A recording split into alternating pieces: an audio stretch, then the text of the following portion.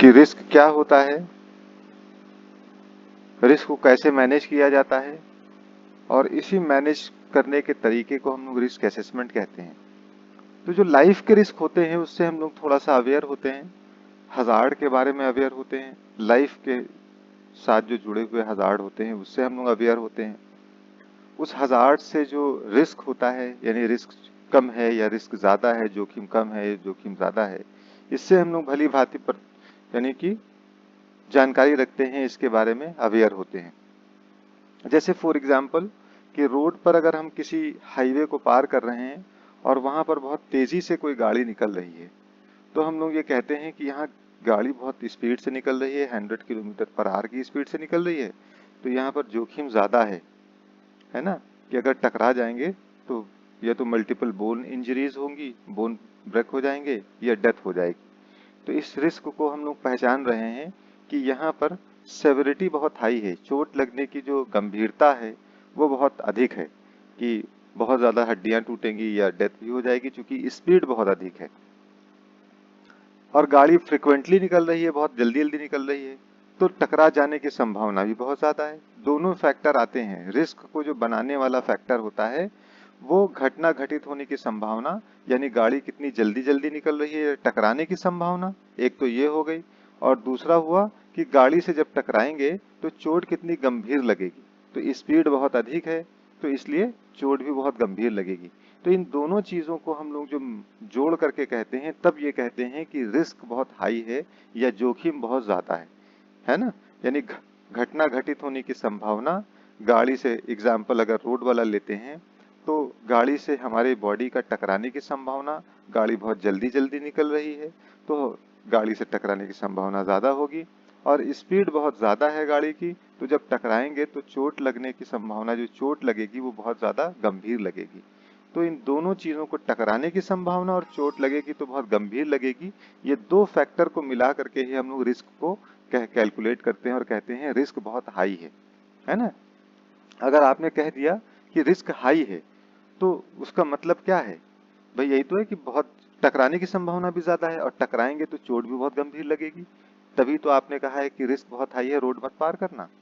और वही चीज अगर ऐसी हो जाए कि गाड़ी 1 घंटे में एक गाड़ी निकलती है, ठीक है, और स्पीड बहुत ज्यादा है, 100 किलोमीटर प्रति घंटे की रफ्तार से ज्यादा है, तो आप कहेंगे कि टकराने की संभावना तो कम है, लेकिन टकराएंगे तो चोट लगने की संभावना बहुत अधिक होगी।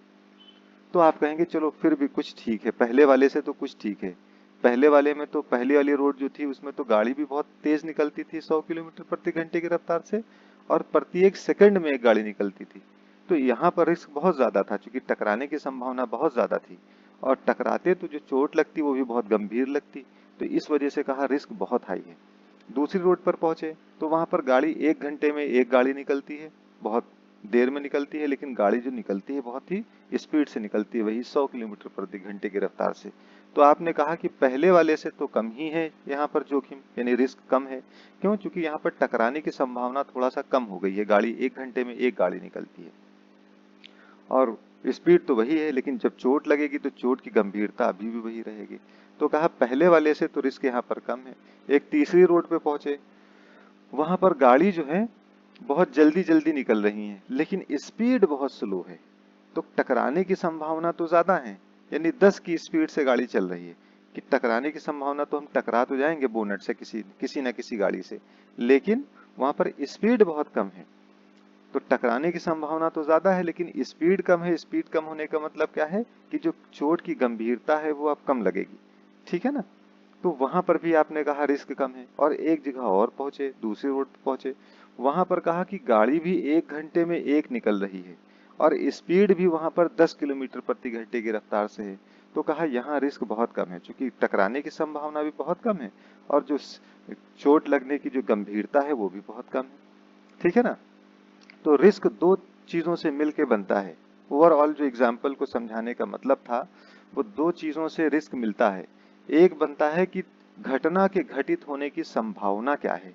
अगर हम सीढ़ी पे काम कर रहे हैं तो सीढ़ी से गिर जाने का खतरा, यानी गिरेंगे तो गिरने की संभावना कितनी है, अगर संभावना ज्यादा है, और जब गिरेंगे तो चोट कितनी लगेगी, ये हाइट पे डिपेंड करता है और नीचे की जमीन पे डिपेंड करता है कि अगर नीचे पानी है तो चोट कम लगेगी, नीचे मिट्टी है तो चोट कम लगेगी, नीचे अगर फर्श है या रोड है तो चोट अधिक लगेगी, ऊंचाई ज्यादा है तो चोट और भी ज्यादा लगेगी। तो घटना घटित होने की संभावना और घटना जब घटित होगी तो जो चोट लगने की गंभीरता है, उन दोनों चीजों को जोड़ करके ही हम लोग रिस्क का लेवल बताते हैं कि रिस्क हाई है कि लो है। और इन्हीं चीजों को कम करके कि घटना घटित होने की संभावना को कम कर लें या चोट लगने की जो गंभीरता है उसको हम लोग कम कर लें, तो रिस्क को कम किया जा सकता है। इसी बात को समझना है।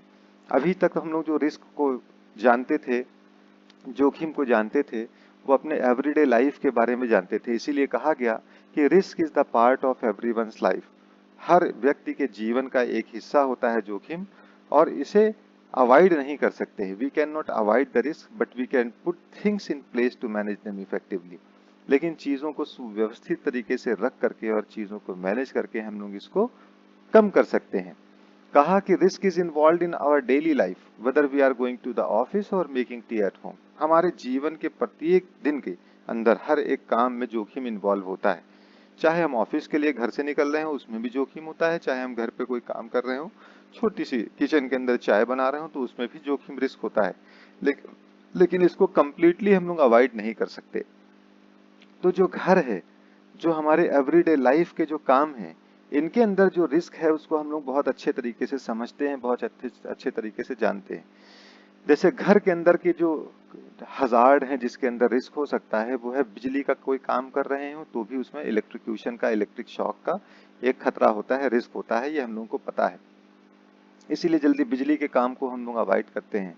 बिजली के कनेक्शंस को हम लोग बच्चों से दूर रखते हैं, बच्चे इन्वॉल्व हो सकते हैं उसमें, है ना। जो बिजली के अप्लायंसेस होते हैं उसको बच्चों की पहुंच से दूर रखते हैं, away from the distance of the children. फिर दूसरा जो हजार्ड और रिस्क सबसे ज्यादा होता है वो स्लिप एंड ट्रिप का होता है, फिसल जाना, ठोकर लग जाने।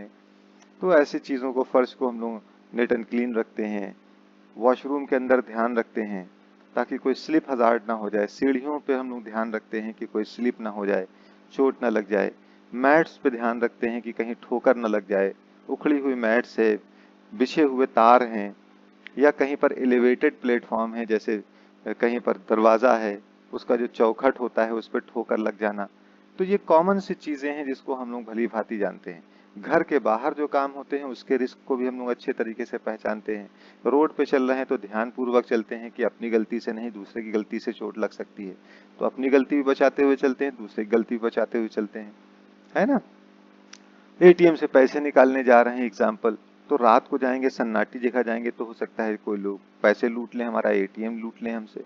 तो हम लोग इफेक्टिवली मैनेज कैसे करते हैं कि भीड़ भाड़ वाली जगह जाते हैं या दिन के टाइम पे विड्रॉल करेंगे, ऐसी जगह अवॉइड करते हैं हम लोग। ठीक है, तो जो लाइफ से रिलेटेड जो हम लोगों के हजार्ड जो रिस्क हैं उसको हम लोग तो अच्छे तरीके से पहचानते हैं और जानते हैं। लेकिन जो हम लोगों की जो इंडस्ट्रीज होती हैं, अब इंडस्ट्रीज की बात करते हैं। इंडस्ट्रीज एकदम नई जगह होती है, वहां के हजार्ड एकदम नए होते हैं।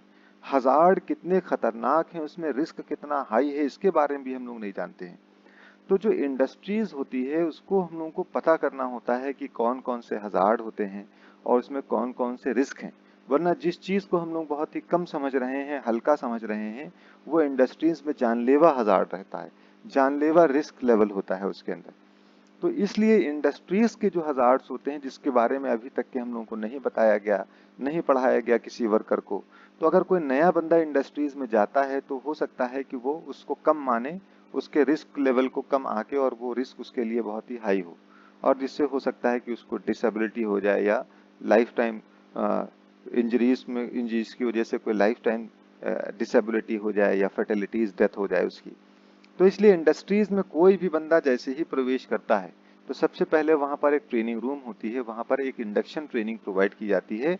और उस इंडक्शन ट्रेनिंग के अंदर उस वर्कर्स को, उस बंदे को, चाहे वो विजिटर हो, चाहे कोई एम्प्लॉय हो दूसरी कंपनी का, कोई मेंटेनेंस का बंदा हो, उसको ले जा करके वहां पर उस कंपनी के इंडस्ट्रीज के हजार्ड के बारे में बताया जाता है, खतरे के बारे में बताया जाता है, मुख्यतः खतरों के बारे में बताया जाता है, वहां के इमरजेंसी प्लान के बारे में बताया जाता है कि in case of emergency gas leakage हुई या कोई ऐसे इंसिडेंट हुआ तो आपको क्या एक्शन लेना है, कहाँ पर आके आपको इकट्ठा होना है, किससे आपको कम्युनिकेट करना है, ये सारी ट्रेनिंग दे करके, घंटे 2 घंटे 3 घंटे की ट्रेनिंग दे करके उनको विजिटर का एक कार्ड उनके गले में पहनाया जाता है, ताकि वो आइडेंटिफाइड रहें कि ये विजिटर हैं, ताकि इन केस ऑफ इमरजेंसी, कोई ऐसी इमरजेंसी अगर आ जाए जिसमें हम लोगों को बिल्डिंग को खाली करना हो, वर्क प्लेस को खाली करके असेंबली पॉइंट पे जाना हो, तो वहां पर और भी जो लोग हैं वो उस बंदे को पहचान लें कि ये कार्ड पहने हुए विजिटर का, ये विजिटर है, यहाँ के बारे में बहुत ज्यादा अवेयर नहीं है, तो वो उसकी हेल्प कर दें।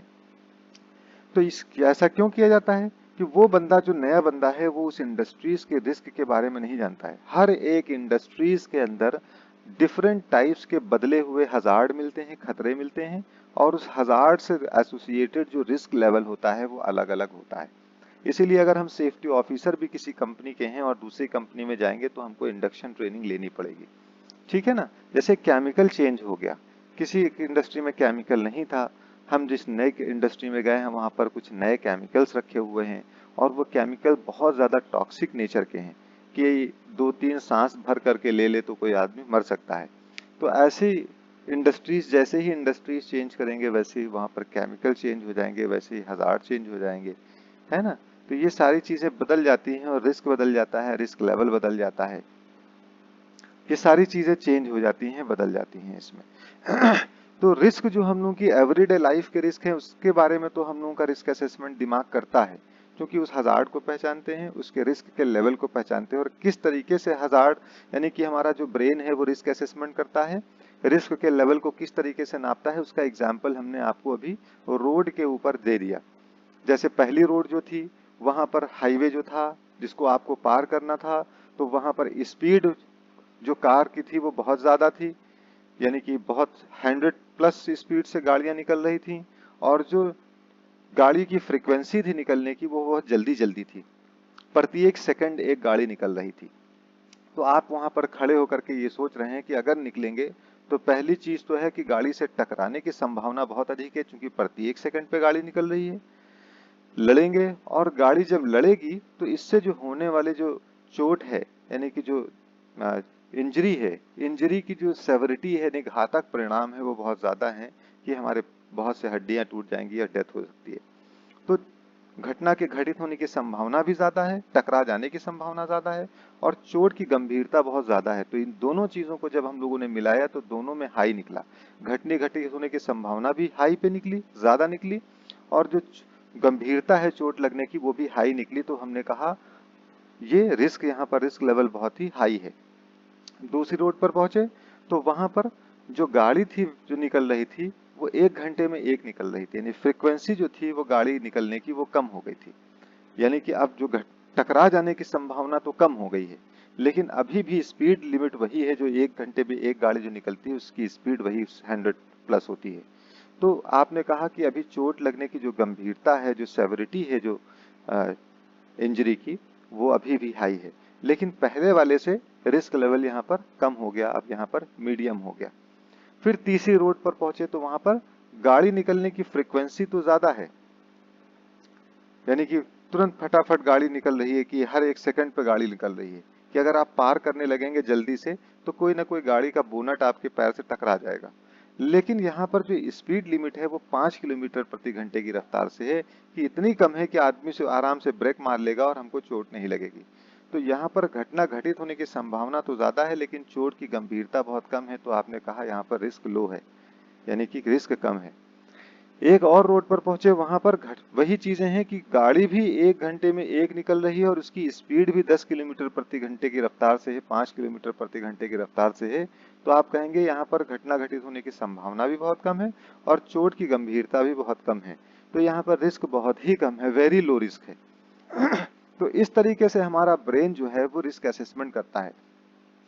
इसी चीज को अगर हम एग्जाम्पल ले लें कि रात को एटीएम से पैसे निकालने जा रहे थे तो लूट हो जाने की संभावना ज्यादा है, कि कोई ग्रुप आए और वो लूट ले पैसे को, एटीएम कार्ड को ले ले। तो आपने वहां पर कहा कि अगर रात है और सन्नाटी जगह है तो घटना घटित होने की संभावना ज्यादा है, और सेवरिटी या इन लॉस जो हमारा डिपेंड करता है वो हमारे अमाउंट पे डिपेंड करता है, कि हमारे एटीएम में 100 ही रुपए हैं और 100 ही रुपए निकालना है, तो अगर कोई लूट भी लेगा तो 100 ही रुपए का नुकसान होगा हमारा। तो कहा रिस्क लेवल कम है, चलो निकाल लेते हैं। लेकिन अगर रात का समय है और आपको 1 लाख रुपए लेके जाना है तो अमाउंट ज्यादा हो गया, तो अब जो है वहां पर जो लॉस है, जो सेवरिटी है वो ज्यादा हो गई है। तो अब आप कहेंगे नहीं भैया रिस्क बहुत है, वहां पर नहीं निकालेंगे, हम दिन के समय निकालेंगे, जाएंगे ऐसी जगह पर जहां पर क्राउडेड प्लेस होता है, जहां पर घटना घटित होने की संभावना भी कम हो, है ना, और यहाँ पर सेवरिटी तो वही 1 लाख रुपीज निकालना है तो वही रहेगी। तो इस तरीके से हमारा ब्रेन जो है वो हर एक चीज का रिस्क असेसमेंट करता है अपनी नॉलेज और अपने आईक्यू लेवल के अकॉर्डिंग। जो एवरीडे लाइफ की बात हम लोग कर रहे हैं, लेकिन हम लोग इंडस्ट्रीज के हजार्ड के बारे में अगर अवेयर नहीं है तो उस हजार्ड के बारे में ना ही तो हम लाइक्लीहुड यानी घटना घटित होने की संभावना को हम लोग जज कर पाएंगे हमारा ब्रेन, और ना ही तो वहां पर जो इंजरी की जो सेवरिटी है, घातक परिणाम जो है दुर्घटना का, उसको हम लोग जज कर पाएंगे, क्योंकि उसकी इंफॉर्मेशन, उसकी नॉलेज हमारे ब्रेन में भी फीड नहीं की गई है। तो हम लोग एजुकेशन के थ्रू जो पढ़ाई कर रहे हैं उसमें हम लोग इंडस्ट्रीज की पहले से ही नॉलेज अपने ब्रेन को फीड करवा रहे हैं, ताकि वो अवेयर हो जाएगा। जैसे एक बंदा सेफ्टी का कोर्स कर ले तो उसको अमोनिया के बारे में पता चल जाएगा कि हाँ गैस होती है, और किसी हाइड्रोजन सल्फाइड के बारे में पता चल जाएगा कि हाँ जहरीली गैस होती है। अगर वो और भी ऊंचाई पे काम करने के बारे में पढ़ेगा तो उस पे वर्क एट हाइट के बारे में पढ़ेगा, तो वहां से क्या क्या रिस्क लेवल हैं, क्या क्या हजार्ड हो सकते हैं, किस तरीके से एक्सीडेंट हो सकते हैं, इसके बारे में उसको नॉलेज हो जाती है। एक्सकवेशन, गड्ढा खोदा जा रहा है तो एक नॉर्मल आदमी के लिए अगर देखा जाए तो एक्सकवेशन में कोई खतरा नहीं लगेगा, लेकिन अगर किसी को सेफ्टी का कोर्स पढ़ाया गया है जिसने एक्सकवेशन सेफ्टी के बारे में पढ़ा है तो उसको बहुत खतरा लगेगा उसके अंदर, क्योंकि वो हजार्ड के बारे में पढ़ लेगा उसमें। तो हम लोग क्या होता है कि एजुकेशन के थ्रू हम लोग पहले से ही इंडस्ट्रीज के हजार्ड को पढ़ लेते हैं, चाहे वो कंस्ट्रक्शन साइट के सारे हजार्ड हो, चाहे वो किसी प्रोसेस प्लांट का कोई हजार्ड हो, चाहे वो ऑयल एंड गैस का हो, चाहे वो फायर से रिलेटेड हजार्ड हो, चाहे वो इलेक्ट्रिसिटी से रिलेटेड हजार्ड हो, चाहे वो मशीन से रिलेटेड हजार्ड हो। तो ये सारे हजार्ड और उससे एसोसिएटेड हजार्ड से एसोसिएटेड रिस्क को हम लोग पहले से ही पढ़ लेते हैं। तो इस वजह से हमारा ब्रेन रिस्क असेसमेंट करने में सक्षम हो जाता है। आगे बढ़ते हैं। इसको हम लोगों ने रिस्क मैनेजमेंट को डिस्कस किया था हम लोगों ने कि रिस्क मैनेजमेंट क्या होता है। तो रिस्क मैनेजमेंट एक ऐसी टेक्निक है जिसके अंदर वर्क प्लेस के सारे रिस्क को हम लोग इफेक्टिवली मैनेज करते हैं, जिसमें हम लोग प्रिपरेशन करते हैं सबसे पहले। अब रिस्क मैनेजमेंट के बारे में हम लोगों ने कहा था कि रिस्क मैनेजमेंट के 3 इंपॉर्टेंट पार्ट होते हैं। रिस्क असेसमेंट होता है, कंट्रोल और मॉनिटरिंग ऑफ सच रिस्क होती है, फिर communicating these risk to all person involve होता है। एक छोटी सी वीडियो को आप देख लीजिए यहाँ पर रिस्क मैनेजमेंट से रिलेटेड। तो इसमें जो कैरेक्टर है वो किस तरीके से रिस्क को एसेस करता है इसके बारे में इसका एग्जाम्पल दिखाया गया है यहाँ पर।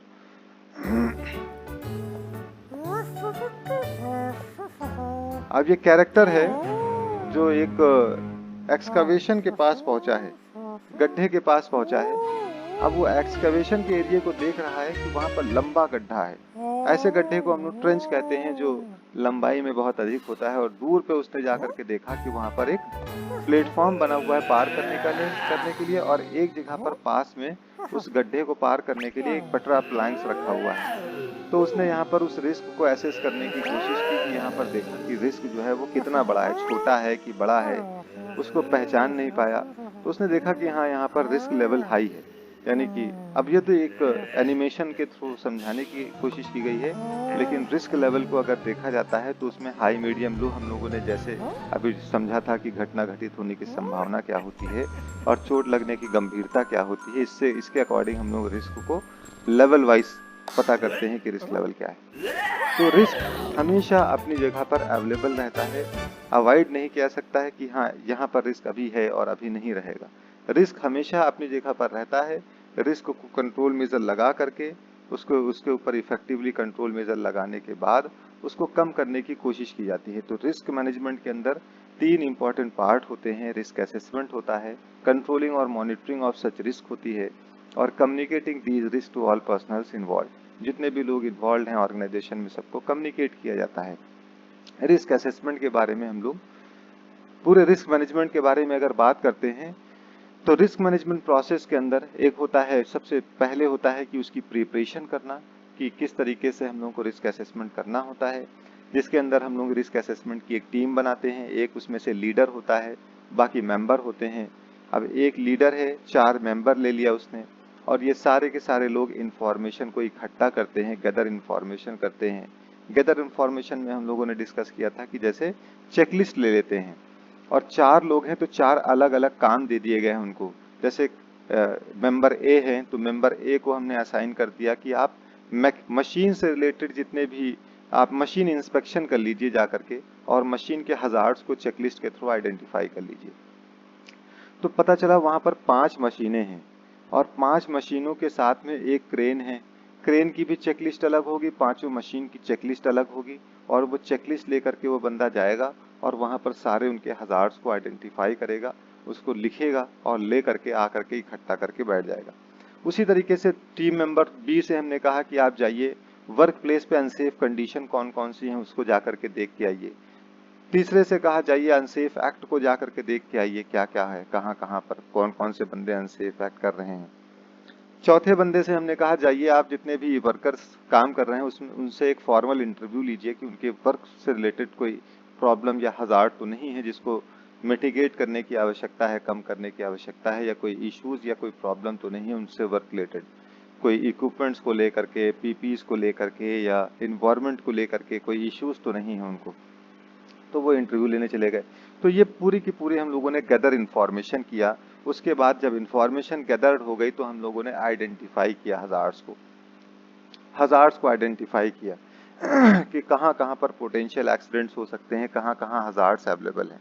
हजार्ड्स जब हम लोगों ने आइडेंटिफाई कर लिया तो उस हजार्ड से एसोसिएटेड रिस्क का इवोल्यूशन किया, आकलन किया, फिर मूल्यांकन किया, एस्टिमेट किया, फिर इवैल्यूएट किया। एस्टिमेट किया का मतलब क्या होता है कि प्रत्येक हजार्ड से एक हजार्ड कोई मिला था कि रास्ते में गड्ढा खुदा हुआ था, एक हजार्ड मिला था, तो हम लोगों ने प्रत्येक हजार्ड के लिए हम लोगों ने क्या किया था कि एस्टिमेट किया था और इवैल्यूएट किया उसको। बाद में एस्टिमेशन में क्या किया हम लोगों ने, decide who might be harmed and how. हमने ये पूछा, उस सवाल पूछा कि इस गड्ढे से किसको नुकसान हो सकता है और कैसे नुकसान हो सकता है, who might be harmed and how. फिर इवोल्यूशन में हम लोगों ने एस्टिमेट करने के बाद इवोल्यूट करेंगे, तो इवोल्यूट करने के लिए वही हम लोगों ने क्या किया कि रिस्क असेसमेंट के लिए एक मैट्रिक्स यूज करते हैं हम लोग। उस मैट्रिक्स में हम लोगों ने घटना घटित होने की संभावना और घटना घटित जब होगी तो दुर्घटना से कितनी ज्यादा गंभीरता हो सकती है, उस चोट कितनी गंभीर लग सकती है, इन दोनों चीजों या नुकसान कितना बड़ा हो सकता है, तो घटना घटित होने की संभावना और जो जो चोट लगेगी या जो घटना घटित होगी तो उससे जो उसकी सेवरिटी है, जो घातक परिणाम है, इन दोनों को मिला करके ही रिस्क के लेवल को जज करने की कोशिश की कि लो है कि हाई है। जैसे आपने रोड के एग्जाम्पल में किया था, ठीक है ना, कि घटना घटित होने की संभावना, टकरा जाने की संभावना और टकराएंगे तो कितनी गंभीर चोट लगेगी। वही दोनों को मिला करके इवोल्यूशन किया हम लोगों ने और डिसाइड किया कि रिस्क हाई है कि लो है। जिस जगह पर अब सारे रिस्क को हम लोगों ने आइडेंटिफाई कर लिया सारे हजार्ड्स को आइडेंटिफाई कर लिया, उन प्रत्येक हजार्ड के रिस्क को एस्टिमेट कर लिया और एवेल्यूट कर लिया। करने के बाद हम लोगों ने देखा कि उसकी प्रायोरिटाइजेशन किया, प्राथमिकता दी कि जिसमें ज्यादा रिस्क, हाई लेवल का रिस्क था, उसके रिस्क को कंट्रोल मेजर लगा करके कम करने की कोशिश की। तो formulate control measure according to the hierarchy of control. हम लोगों ने क्या किया कि जो ज्यादा बड़ा रिस्क था उसको सबसे पहले प्राथमिकता दी और उसको कम करने के लिए कोशिश की। कोशिश का मतलब क्या है, कंट्रोल मेजर लगाया। कंट्रोल मेजर का क्या मतलब होता है कि एक हायरार्की के बारे में हम लोगों ने डिस्कस किया था, कंट्रोल मेजर हायरार्की को। उसमें क्या था, एक श्रृंखला थी कि ऊपर से हम लोग रिस्क यानी कि कंट्रोल मेजर लगाना शुरू करते हैं। रिस्क को कम करने के लिए कंट्रोल मेजर अवेलेबल हैं और वो क्रमबद्ध तरीके से अवेलेबल हैं, एक ऑर्डर में अवेलेबल हैं। ऊपर से नीचे की तरफ हम लोग सबसे पहले क्या करते हैं, एलिमिनेशन करने की कोशिश करते हैं, हजार्ड को एलिमिनेट करने की कोशिश करते हैं वर्क प्लेस से, कि उस हजार्ड को उठा करके हटा ही दिया जाए। तो अगर गड्ढा मिला था तो उसमें मिट्टी डाल के उसको पाट दिया गया, तो इसका मतलब हजार्ड एलिमिनेट हो गया। एलिमिनेट हो जाना सबसे अच्छा होता है, क्योंकि हजार्ड चला गया तो रिस्क चला गया। अगर हजार्ड रह जाएगा तो रिस्क हमेशा वहां पर बना रहेगा। अगर एलिमिनेट नहीं कर सकते किसी हजार्ड को तो हम लोग सब्स्टिट्यूट करने की कोशिश करेंगे। फॉर एग्जाम्पल कि एक बंदा था, एक पेंट लिए बैठा था और उससे वो सफाई कर रहा था, क्लीनिंग कर रहा था या कुछ भी कोई पेंट कर रहा था, और वो पेंट जो है वो ज्यादा हार्मफुल था, उसके अंदर कुछ ऐसे हार्मफुल सब्सटेंसेस थे जो कि वर्कर्स को डिजीज कॉज कर सकते हैं। और फॉर एग्जाम्पल लेड है, पीबी लेड है, तो लेड जो है वो जा करके ब्लड में मिल सकता है, जिससे ब्लड कैंसर कर सकता है या किडनी डैमेज या लीवर डैमेज कर सकता है। तो उसमें ज्यादा खतरा था, तो एक सब्स्टिट्यूट अवेलेबल था जो कि लेस हजार्डस था, कि उसके अंदर कुछ ऐसे हार्मफुल सब्सटेंसेस नहीं थे, एलिमेंट नहीं थे जो कि किसी वर्कर को डिजीज को कर सके। तो हम लोगों ने क्या किया, सब्स्टिट्यूट कर दिया उसको हटा करके दूसरा कम खतरे वाली चीज को उसको प्रोवाइड कर दिया। या जैसे फॉर एग्जाम्पल की एक जगह पर सीढ़ी लगा करके काम हो रहा था, तो सीढ़ी से गिर जाने की संभावना ज्यादा थी, क्योंकि पकड़ के खड़े होना है और डिसबैलेंस हो सकती है। तो हमने क्या किया कि एक मोबाइल टावर स्कैफोल्ड वहां पर ला करके उनको दे दिया, सब्स्टिट्यूट अवेलेबल था। तो मोबाइल टावर स्कैफोल्ड को वहां पर जब प्रोवाइड कर दिया तो उसका सब्स्टिट्यूट अवेलेबल हो गया, और मोबाइल टावर स्कैफोल्ड से गिरने की संभावना सीढ़ी के कंपैरिजन में कम होती है। तो ये सब्स्टिट्यूशन कर दिया। फिर उसके बाद तीसरा कंट्रोल मेजर होता है, जिसे सब्स्टिट्यूट इलिमिनेट कर दिया तो बात ही खत्म। लेकिन अगर इलिमिनेट नहीं हो पाया, सब्स्टिट्यूट हुआ, तो सब्स्टिट्यूट भी बात खत्म। लेकिन अगर सब्स्टिट्यूशन भी पॉसिबल नहीं हुआ तो इंजीनियरिंग कंट्रोल लगानी पड़ती है। अब इंजीनियरिंग कंट्रोल का मतलब होता है, जैसे मशीन है, मशीन का घूमता हुआ हिस्सा है, वहां पर जाकर के गार्ड लगा दिया ताकि हमारा हाथ या बॉडी उस मशीन के कांटेक्ट में ना आए, यानी हजार्ड और हमारे बीच में एक दीवार खड़ी कर दी उसने। तो ये इंजीनियरिंग कंट्रोल हो गया। या कहीं पर आवाज बहुत कर रहा था, एक जो जनरेटर था या मशीन थी, तो हमने क्या किया कि उसके उसके जैसे इंजीनियरिंग कंट्रोल लगा के जनरेटर के साइलेंसर को बाहर कहीं दूर पे ले जाकर के कर दिया, तो इंजीनियरिंग कंट्रोल है। इंजीनियरिंग कंट्रोल में ही आता है कि जैसे हाथों से किसी पेपर कटिंग मशीन है जिसको हम लोग काट रहे हैं, और उसमें जो है हाथ के कट जाने की संभावना ज्यादा है, तो हमने डबल प्लग या डबल पॉइंट ऑपरेटेड मशीन का इन्वेंशन कर दिया, कि दोनों हाथ से जब तक के तुम नीचे जा करके बटन को नहीं दबाओगे तब तक के वो ऊपर से ब्लेड उसका काटने के लिए नहीं आएगा। इसका मतलब है कि हमारे दोनों हाथ बटन पे रहेंगे तो हमारा हाथ कभी भी ब्लेड के नीचे नहीं आ सकता है। या इंजीनियरिंग कंट्रोल में ये कह लिए कि सेंसर डिवाइसेस लगा दी जाती हैं, कि अगर हाथ वहां पर है तो वो सेंस कर लेगा और वो मशीन ऑपरेट नहीं करेगी। जैसे क्रेन के अंदर इंजीनियरिंग कंट्रोल लगाई गई है कि लिमिट स्विच लगा दिया गया है, कि किसी क्रेन की लोड उठाने की क्षमता 10 टन की है, और 10 टन से अगर अधिक का लोड आप उठाएंगे तो लिमिट स्विच उसको बंद कर देगी, लॉक कर देती है। तो ये भी एक तरह से सेफ्टी डिवाइसेस हैं। ये सारे के सारे एग्जांपल्स इंजीनियरिंग कंट्रोल के होते हैं। फिर आता है कि कोई हजार्ड देखा आपने, उस पर इंजीनियरिंग कंट्रोल भी लगा दी है और साथ में एडमिनिस्ट्रेटिव कंट्रोल भी लगा दिया है। एडमिनिस्ट्रेटिव कंट्रोल का मतलब होता है कि जो आप लोग सेफ्टी टीम के जो मेंबर होते हैं कंपनी के अंदर, उनका काम क्या होता है, एडमिनिस्ट्रेशन का होता है, हेल्थ एंड सेफ्टी को एडमिनिस्टर करना। तो एडमिनिस्ट्रेशन में आप क्या करते हैं कि वहां पर ट्रेनिंग प्रोवाइड करते हैं, एजुकेशन प्रोवाइड करते हैं वर्कर्स को, है ना, सुपरविजन प्रोवाइड करते हैं, परमिट इशू करते हैं, वर्क परमिट सिस्टम के थ्रू वर्क प्लेस को कंट्रोल करते हैं, सेफ्टी वॉक करते हैं, सेफ्टी टूर होता है, सेफ्टी सर्वे होता है, रिस्क असेसमेंट होता है, job safety analysis, job hazard analysis की जाती है। ये सारे के सारे काम क्या हैं, ये एडमिनिस्ट्रेटिव कंट्रोल्स हैं जो कि हमारा मैनेजमेंट करता है। और लास्ट में सबसे आखिर में हम लोग अपने वर्कर्स, अपने एम्प्लॉयज को पर्सनल प्रोटेक्टिव इक्विपमेंट्स प्रोवाइड कर देते हैं, कि आप ये पीपीएस पहनिए, इससे इम्पैक्ट जो है, जो प्रभाव है हजार्ड का, चोट लगाने का जो खतरा है वो कम हो जाएगा इसमें।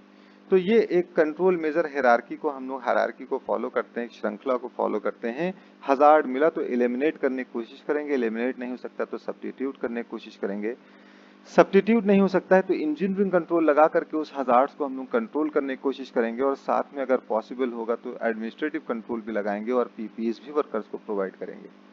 तो ये कंट्रोल मेजर हायरार्की होती है। कंट्रोल मेजर लगाने का मतलब इन्हीं में से कोई एक कंट्रोल मेजर को वहां पर लगाना होता है। फिर analyse and evaluate the residual risk. जब भी हम लोग कोई रिस्क हजार्ड पाते हैं, हजार्ड का रिस्क असेसमेंट करते हैं, रिस्क असेसमेंट करने के बाद कंट्रोल मेजर लगाते हैं, और कंट्रोल मेजर लगाने में अगर इलिमिनेशन के अलावा कोई भी और भी यहाँ पर अगर कोई कंट्रोल मेजर लगाया गया, चाहे सब्स्टिट्यूशन, चाहे engineering control, administrative control and PPEs, तो वहां पर कुछ न कुछ कंट्रोल करने के बाद भी रिस्क बचा रह जाता है। जैसे मशीन के ऊपर गार्ड लगा दिया, इंजीनियरिंग कंट्रोल लगा दी, एडमिनिस्ट्रेटिव कंट्रोल में ट्रेनिंग प्रोवाइड कर दिया, परमिट टू वर्क सिस्टम कर दिया कि बिना परमिट के अनऑथराइज पर्सन उसको ऑपरेट नहीं कर सकता, उसके आसपास जा नहीं सकता है। पीपीस कंट्रोल मेजर में हमने पीपीस पहना दी, ग्लव्स पहन लो, हेलमेट पहन लो, स्पेक्टिकल पहन लो, सारी चीजें दे दी हमने। फिर भी वहां पर रिस्क अभी भी बना हुआ है। कंट्रोल फॉर्म में तो है, मिनिमाइज तो कर दिया है, लेकिन रिस्क अभी बचा हुआ है वहां पर। अभी भी अगर लापरवाही की तो उतनी ही गंभीर चोट आएगी जितनी की सारे कंट्रोल मेजर लगाने से पहले आ सकती थी। तो जो बचा हुआ रिस्क होता है उसको हम लोग कहते हैं रेसिडुअल रिस्क। जो रेसिडुअल रिस्क हमेशा बचा रहता है। तो रेसिडुअल रिस्क को हमेशा कंट्रोल करने के लिए सुपरविजन मेंटेन किया जाता है, time to time awareness create की जाती है, रिन्यू किया जाता है चीजों को कि ताकि फिर से दोबारा समझ ले। ठीक है ना। फिर उसके बाद जो भी चीजें आपने की है, यहाँ पर कंट्रोल मेजर लगाई हैं, सारी चीजें की हैं, इसका रिकॉर्ड्स आपको मेंटेन करना होता है, रिकॉर्ड कीपिंग करते हैं। रिकॉर्ड कीपिंग में क्या करते हैं, keep risk assessment reports for at least 3 years. जो भी रिस्क असेसमेंट किया है उसको कम से कम 3 साल के लिए, ये डिपेंड करता है कि हम किस कंट्री में काम कर रहे हैं और हमारी कंपनी की पॉलिसी में, रूल्स में क्या लिखा हुआ है। क्योंकि जो पॉलिसी में लिखा हुआ है वो against to the country law नहीं लिख सकते हैं, वो नहीं लिखा जा सकता है। तो पॉलिसी में लिखा होने का मतलब ये कि वो कंप्लाइंस ऑफ लॉ है। जो जैसे हमारे यहाँ building and other construction work act है, BOCW एक्ट है कंस्ट्रक्शन के लिए, फैक्ट्री के लिए फैक्ट्री एक्ट 1948, अमेंडमेंट 1987 है। तो ये जो रूल्स हैं, जो हमारी कंपनी की जो पॉलिसी बनती हैं, जो तो वो जो है उसके अकॉर्डिंग ही बनती हैं। तो जैसे फॉर एग्जांपल 3 इयर्स के लिए रिकॉर्ड कीपिंग से लिए कह दिया, तो यहाँ पर 3 इयर्स के लिए वहां पर रखा रहेगा इसमें। ठीक है ना। फिर इम्प्लीमेंटेशन एंड रिव्यू, इम्प्लीमेंट करना और रिव्यू करना। जैसे जो भी कंट्रोल मेजर आपने यहाँ पर रिस्क असेस, अभी तो ये जो फॉर्म पे कर रहे थे ना आप रिस्क असेसमेंट, यानी एक फॉर्म था, रिस्क असेसमेंट का फॉर्मेट था, उस पर आप कर रहे थे। तो इस चीज को आप प्रैक्टिकली अप्लाई भी करेंगे ना। जैसे जो भी कंट्रोल मेजर आपने यहाँ पर लगाया है, बताया है कि इस हजार्ड के लिए ये कंट्रोल मेजर लगाइए, इस हजार्ड के लिए ये कंट्रोल मेजर लगाइए, ये लोग लगाएंगे, इतने समय के अंदर लगाएंगे, 1 दिन के अंदर, 2 दिन के अंदर, 3 दिन के अंदर टाइम स्केल देंगे। तो जो भी चीजें आप अंदर करेंगे उसको क्या करना पड़ेगा, आपको यहाँ पर इम्प्लीमेंट करना पड़ेगा, लागू करना पड़ेगा। सिर्फ कागज पे करके रख लेने से तो रिस्क असेसमेंट नहीं कंप्लीट हो जाएगा, ना हजार्ड कंट्रोल में आएंगे। बल्कि आपको यहाँ पर क्या करना पड़ेगा, उसको प्रैक्टिकली इम्प्लीमेंट करना पड़ेगा। जैसे आपने यहाँ पर कोई कंट्रोल मेजर लगाया, कोई गड्ढा था वहां पर आपने कंट्रोल मेजर लगाया था, इंजीनियरिंग कंट्रोल लगाई थी कि इसको गड्ढे को बैरिकेड कर दिया जाए, हार्ड बैरिकेशन कर दिया जाए, यहाँ पर साइनेज बोर्ड लगा दिया जाए, यहाँ पर सारी चीजें लगा दी जाए। तो इस चीज को कॉपी पे तो लिखा था, पन्ने पे तो लिखा था आपने, रिस्क असेसमेंट के फॉर्मेट पे तो लिखा था, लेकिन यहाँ पर और ये भी लिख दिया था कि सेफ्टी ऑफिसर या सुपरवाइजर करेंगे और 1 घंटे के अंदर या 2 दिन के अंदर या 1 दिन के अंदर करेंगे। तो ये टाइम स्केल भी लिखा था, कौन करेगा वो भी फॉर्म पे आपने लिखा था। उसको इम्प्लीमेंट करना जरूरी है कि आप उसको रिव्यू करेंगे। तो रिव्यू रिस्क असेसमेंट, आप उसके बाद जब वो कंट्रोल मेजर लगा लिया जाएगा तो रिस्क असेसमेंट का टाइम पूरा हो जाता है। तो रिव्यू रिस्क असेसमेंट जिसे हम लोग कहते हैं, हर साल रिस्क असेसमेंट रिव्यू होगा। अब यहाँ पर लिखा है वंस एवरी 3 इयर्स, ये डिपेंड करता है ये कहाँ के रूल्स के अकॉर्डिंग लिख रहे हैं, लेकिन हम लोग के यहाँ मोस्टली जो है वो एवरी ईयर रिस्क असेसमेंट जितने भी किए जाते हैं वो रिन्यू किए जाते हैं। और रिव्यू और भी रीजन पे कर लिया था, जैसे किसी काम का एक मशीन था, उसका रिस्क असेसमेंट किया था आपने, और मशीन में कुछ बदलाव किया गया है, रिपेयरिंग की गई है या कोई चेंजेस किए गए हैं या कुछ भी किया गया है, जगह बदल गई है, इन्वायरमेंट चेंज हो गया है, एम्प्लॉय चेंज हो गया है, टेक्नोलॉजी कुछ नई ऐड ऑन कर दी गई है, तो नई मशीन आई है, तो रिस्क असेसमेंट फिर से दोबारा किया जाता है। या कोई माइनर या मेजर एक्सीडेंट एक बार हो गया है तो रिस्क असेसमेंट फिर से दोबारा किया जाएगा। तो रिव्यू करना जरूरी है। सिर्फ रिव्यू जो है वो साल पूरा होने पे नहीं किया जाएगा। जैसे एक तो टाइम ड्यूरेशन रिव्यू होता है कि 1 साल पे तो करना ही करना है, अगर बीच में कोई ऐसा इंसिडेंट हो जाता है, एम्प्लॉय चेंज हो जाता है, वर्क प्लेस चेंज हो जाता है, कोई भी ऐसा XYZ होता है तो उसको रिव्यू कर लेते हैं।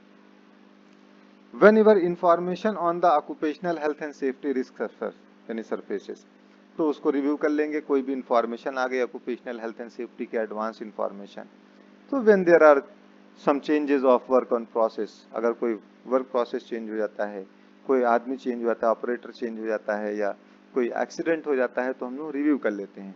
तो ये रिव्यू की कंडीशन होती है। तो यहाँ तक आई होप सो कि क्लियर हो गई होगी। अब उसके बाद हम लोग हजार्ड की बात करते हैं। जैसे पीछे हम लोगों ने देखा था, हजार्ड के बारे में हम लोग डिस्क्राइब करेंगे कैटेगरी वाइज कि हजार्ड कितने प्रकार के होते हैं, कौन कौन से हजार्ड होते हैं, कहाँ कहाँ पर हजार्ड पाए जाते हैं, उनके बारे में हम लोग डिस्कस करेंगे। लेकिन जनरल सी बात अगर करते हैं कि यहाँ पर कि hazard is anything that has the potential to cause harm, हर वो चीज जिसके अंदर पोटेंशियल या पावर हो कि वो नुकसान पहुंचा दे, वो हजार्ड कहलाती है। जिसके बारे में आपने वीडियो भी देखी है और इससे पहले आपने डिस्कस भी किया था कि हजार्ड जो है वो कोई भी चीज हो सकती है। वो छोटी सी एक पिन भी हो सकती है, कप ऑफ कॉफी भी हो सकती है, ग्लास ऑफ वाटर भी हो सकता है ना। या फिर एक बड़ी सी पार्ट हो सकता है, बड़ी सी मशीनरी हो सकती है, बड़ा सा टुकड़ा हो सकता है, बिल्डिंग के से लटका हुआ कोई पत्थर हो सकता है, पहाड़ से लटका हुआ कोई पत्थर हो सकता है, स्लिपरी फ्लोर हो सकता है, XYZ कुछ भी हो सकता है। इसीलिए कहा hazard is anything that has the potential to cause harm और something with the potential to cause harm. कोई भी चीज जिसके अंदर ये पावर और पोटेंशियल हो कि वो नुकसान पहुंचाते वो हजार्ड कहलाता है। हार्म का मतलब यहाँ पर है, हार्म इंक्लूड इल हेल्थ है, बीमारी कॉज कर दे, इंजरी कर दे, डैमेज टू प्रॉपर्टी कर दे, डैमेज टू प्लांट कर दे, डैमेज टू प्रोडक्ट कर दे, या डैमेज टू इन्वायरमेंट कर दे, या प्रोडक्शन लॉस कर दे, या इंक्रीज लाइबिलिटीज उधारी हमारे ऊपर चढ़ा दे। इसका मतलब हार्म का मतलब ये होता है, नुकसान का मतलब ये होता है। अब बात करते हैं रिस्क असेसमेंट की। रिस्क असेसमेंट एक्चुअली में आपसे जैसे पहले भी हम लोगों ने बताया था कि रिस्क असेसमेंट जो है वो कोई नई चीज नहीं है। Risk assessment is not a new thing जो हम लोग करने के लिए जा रहे हैं। जीवन में जितने भी काम अभी तक के हम लोग करते चले आ रहे हैं, घर से निकलते समय हर एक कदम पे हम लोग अपना रिस्क असेसमेंट हमारा ब्रेन करता रहता है। हमारा ब्रेन हमेशा रिस्क असेसमेंट करता रहता है और रिस्क असेसमेंट करके हम लोगों को सही इंफॉर्मेशन प्रोवाइड करता रहता है। जैसे ही रोड पे एक कदम रखेंगे हमारा ब्रेन जो है वो इधर उधर के हजार्ड्स को आइडेंटिफाई करेगा और तुरंत घटना घटित होने की संभावना को देखेगा और चोट लगने की गंभीरता को देखेगा और आपके दिमाग हमको ऑर्डर देगा कि आगे बढ़ो कि ना बढ़ो। यानी हर एक कदम पे रिस्क असेसमेंट हमारा दिमाग करता ही रहता है। तो risk assessment is not a new thing. अच्छा, हमारा दिमाग सही रिस्क असेसमेंट कर रहा है। जीता जागता प्रमाण है कि हम लोगों के हाथ सलामत हैं, पैर सलामत हैं। ये इस चीज का जीता जागता प्रमाण है कि हम लोगों का दिमाग जो है वो अपने पर्सनल लाइफ से रिलेटेड जो रिस्क असेसमेंट है वो अभी तक के सही सलामत कर रहा है, यानी ठीक ठाक काम कर रहा है। जिसका ठीक ठाक काम नहीं कर रहा था उसके हाथ कट गए या पैर कट गए या वो जीव ये दुनिया से ही चले गए, उनके साथ घटनाएं घट चुकी हैं। ये उनका दिमाग जो है वो सही तरीके से रिस्क असेसमेंट नहीं करता था, जिसकी वजह से उनको नुकसान हुआ। हम लोगों का कर रहा है, हम लोग सही सलामत हैं, इसका प्रमाण है अभी तक कि हम लोगों का दिमाग सही सलामत कर रहा है। इसका मतलब हमारा ब्रेन हमारे पर्सनल लाइफ से रिलेटेड हजार्ड्स को अच्छे तरीके से पहचान रहा है, उससे उसका लाइक्लीहुड यानी घटना घटित होने की संभावना और जो सेवरिटी है, घातक परिणाम है किसी घटना के, उसको सही तरीके से कैलकुलेट करके हमको ऑर्डर देता है कि तुमको करना है ये चीज कि नहीं करना है। तो इस वजह से हम लोग ठीक ठाक हैं। अच्छा, जब एवरीडे लाइफ का ये हम लोगों का काम है और दिमाग 24 घंटे रिस्क असेसमेंट कर रहा है तो फिर पढ़ने की क्या आवश्यकता? नहीं, पढ़ने की आवश्यकता है, क्योंकि हम लोग अब उसको थ्योरेटिकली प्रैक्टिकली करेंगे। थ्योरीज को पढ़ेंगे और प्रैक्टिकली ऑन पेपर करना पड़ेगा। हम लोग दिमाग के रिस्क असेसमेंट के भरोसे भरोसे कंपनी के अंदर हम लोग काम नहीं करवा सकते हैं अपने दिमाग के सिर्फ भरोसे। हम लोग को वहां पर डॉक्यूमेंटेड रिकॉर्डेड चीज चाहिए। जो दिमाग रिस्क असेसमेंट कर रहा है उससे अच्छे तरीके से हम लोग पेपर पे कर सकते हैं। दिमाग में तो चीजें मिस हो सकती हैं, हजार्ड मिस हो सकता है, कोई हजार्ड छूट सकता है जिसका घातक परिणाम हो सकता है, कोई इंजरी चोट किसी वर्कर को लग सकती है। लेकिन जब पेपर पे करते हैं वो चीजें नहीं मिस होती हैं, वो नहीं छूटती हैं। तो हम लोग ब्रेन को छोड़ करके हम लोग पेपर पे करना शुरू करते हैं रिस्क असेसमेंट। तो जब पेपर पे करते हैं तो उसका सही तरीका भी हम लोगों को पता होना चाहिए। तो रिस्क असेसमेंट के बारे में जैसे हम लोग पढ़ने के लिए जा रहे हैं, उसमें सबसे पहला स्टेप जो होता है वो आइडेंटिफाई द हजार्ड होता है। हजार्ड्स को आइडेंटिफाई करना होता है। आज के लिए इतना ही। कल आपको आपको एक रिस्क असेसमेंट की वीडियोस हमने शेयर की थी, आप उसको एक बार देखिएगा, अच्छे तरीके से देखिएगा और उसके बाद फिर जो है कल से हम लोग रिस्क असेसमेंट को स्टार्ट करेंगे।